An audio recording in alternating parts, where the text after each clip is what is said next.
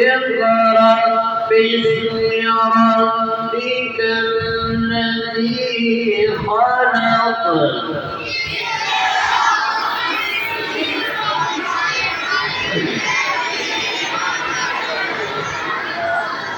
خلق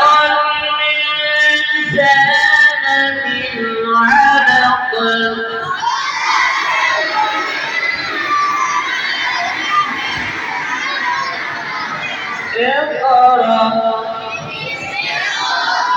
اقرأ وربك الأكرم الرحمن الرحيم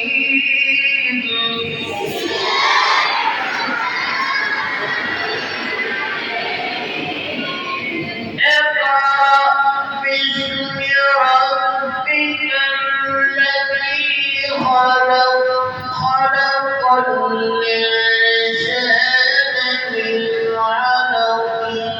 اقرأ وربك الأكرم الذي علم بالقلم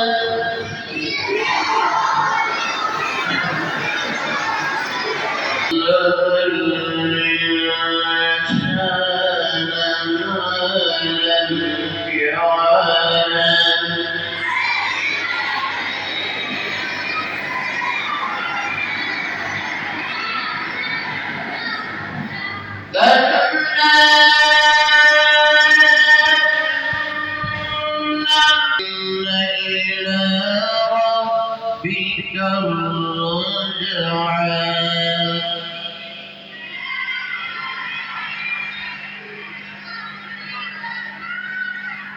आप जो अकेले बैठे हो घर में बैठे हो आपकी ख्वाहिश लीजिए अऊज़ु बिल्लाहि मिनश शैतानिर रजीम फिर इसी तरह आपने नामों से फिर पढ़ना है अऊज़ु बिल्लाहि मिनश शैतानिर रजीम आप शुद्ध से पढ़ पड़े बिस्मिल्लाह